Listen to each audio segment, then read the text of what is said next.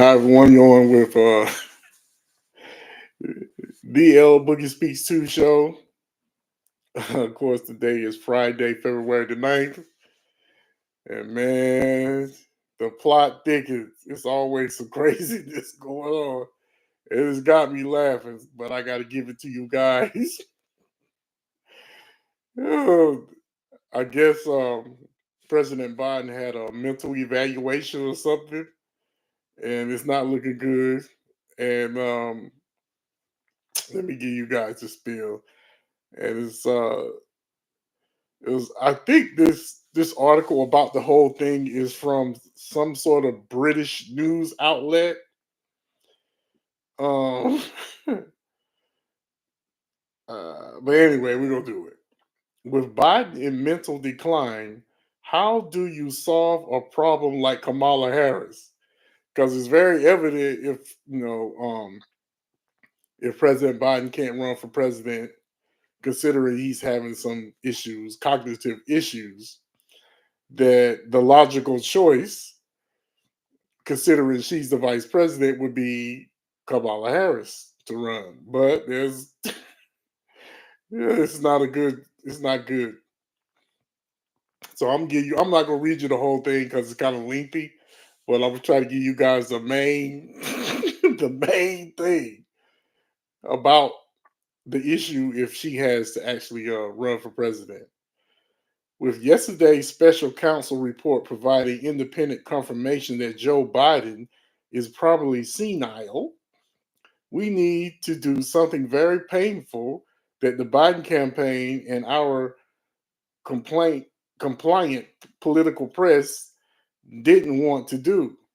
Have a forthright conversation about Kamala Harris. I'm clouded. Last weekend, NBC puts on a poll that set off I guess, I was a panic among Democrats. Trump is leading Biden by 5 points in the NBC's poll, and more generally, the 2024 general election poll thus far shows Trump consistently winning. This is a mark, as what is a marked reversal of 2020, where polls show Biden with a 7 point lead into the election. He barely edged out an electoral college victory by 40,000 votes or so. It was close. So now there's a number of obvious reasons why Biden is failing this time around. NBC polls notes Trump has a 20 point average on the economy, a 30 point average on immigration and border security, and a 16 point advantage on being competent and effective. Okay, but when you look at Biden's approval rating in the poll, something else jumps out.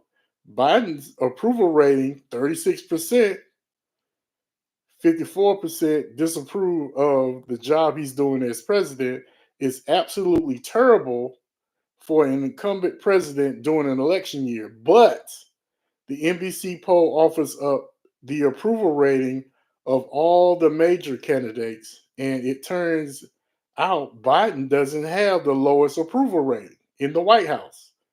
Guess who has a lower approval rating than Biden? Below 36%.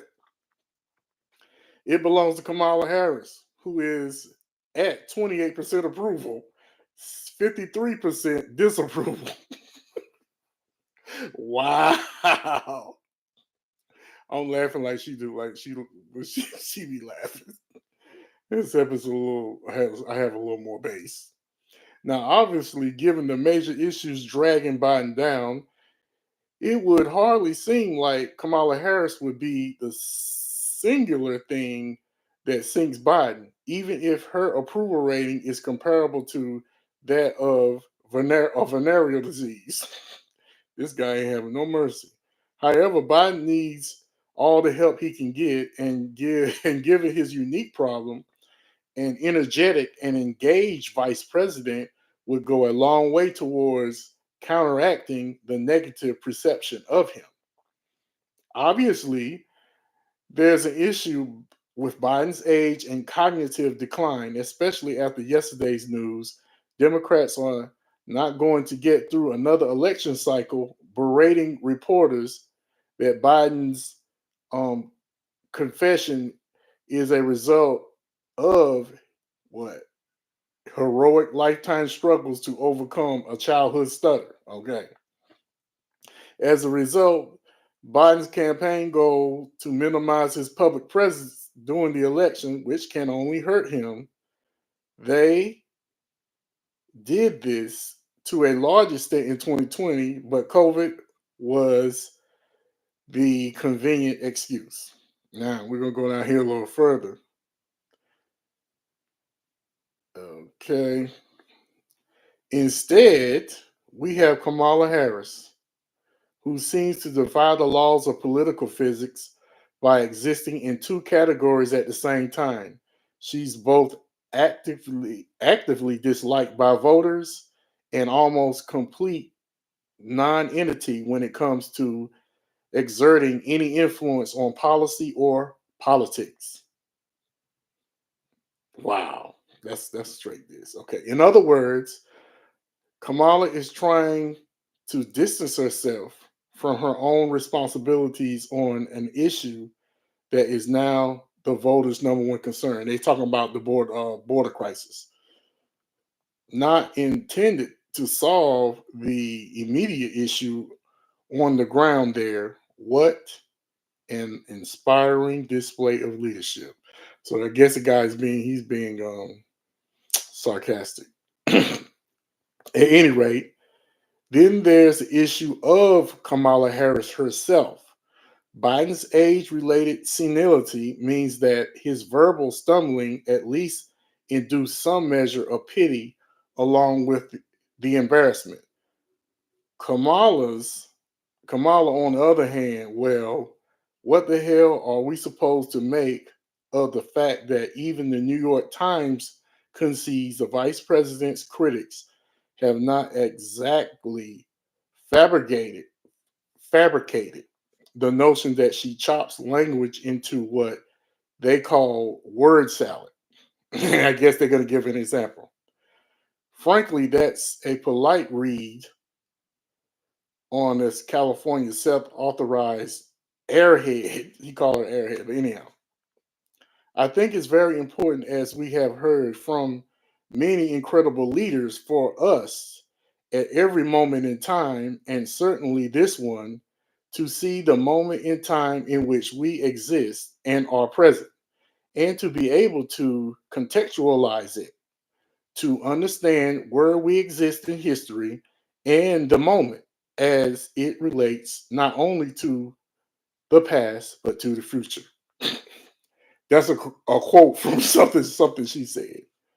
But at any rate, they are suggesting that the Democratic Party replace Kamala Harris with a more likable candidate, because evidently, if her approval rating is 28%, I mean, that's terrible. So,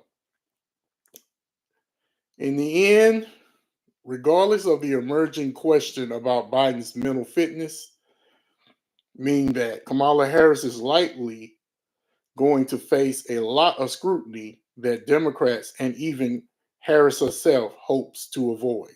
So far, whenever there's even been a small focus on her role as vice president, voters haven't liked what they've seen. So I don't know what to say. I'm assuming that Trump has a sizable lead, a double-digit lead over the incumbent President Biden. But in the event that he has to bow out gracefully and he has to be replaced with the vice president, it's safe to say that his lead would even be wider, considering the fact that she has only a 28% approval rating herself. That being said, I didn't want to keep you guys long. It looks bad. It looks really bad for the Democrats this election cycle. Terrible tragedy. Anyhow, this is the L Boogie Speaks 2 show.